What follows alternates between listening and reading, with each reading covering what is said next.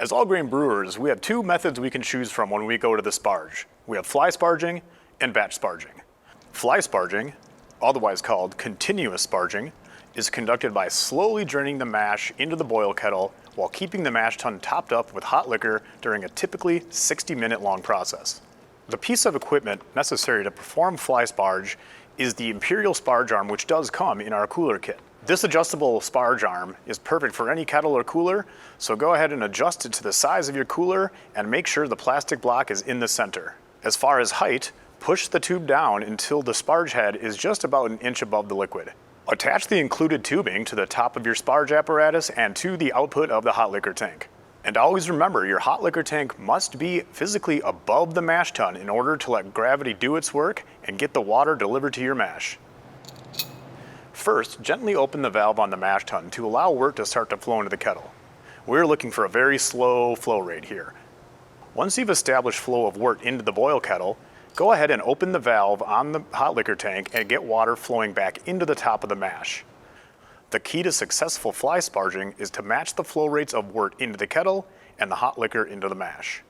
You generally want to keep about 1 inch to 2 inches of water above the grain bed in your mash tun.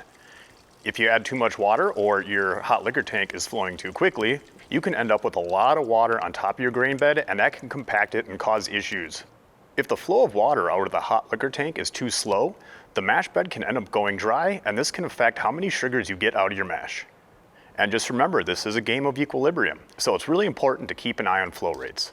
Always try to maintain that 1 to 2 inches of sparge water on top of your grain bed. This sparging method will take more time, but generally results in a more efficient collection of sugars in the wort. Keep collecting wort until our targeted 6.5 gallon pre-boil volume is reached. Batch sparging is the other method. This is where the wort is completely drained from the mash tun into the boil kettle, the mash tun valve is closed, and then our volume of hot liquor is added all at once back into the mash tun. Keep in mind, this is the same 3.4 gallons from our original calculation. As you can see, we ended up with 3.4 gallons in the kettle after our first mash runoff. Once the sparge water or hot liquor is added, another boil-off is conducted to clear the liquid of grain particulate, and then the mash tun is again drained into the boil kettle to reach the proper wort volume to boil. Again, as you can see, batch sparging also got us to the targeted 6.5 gallons of pre-boil volume. This method is much quicker than fly sparging, but comes at the expense of slightly lowered efficiency in collecting malt sugars. While not an issue for most beers, during fly sparging, it is actually possible to over-sparge. This generally is not a problem with batch sparging. The specific reasons have to do with mash chemistry and pH. We won't get into that here, but we just know we don't want this to happen. It can lead to unwanted flavors, harsh flavors that will end up in your final beer. One really good way to make sure this doesn't happen is to monitor the gravity of your runnings coming out of your mash tun. Every few minutes or so, take a refractometer, it's the best tool for the job, and take a gravity reading.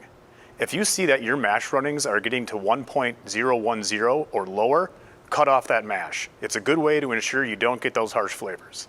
To learn more about sparging and the entire all-grain brewing process, check out our online course, Homebrewing the All Grain Way.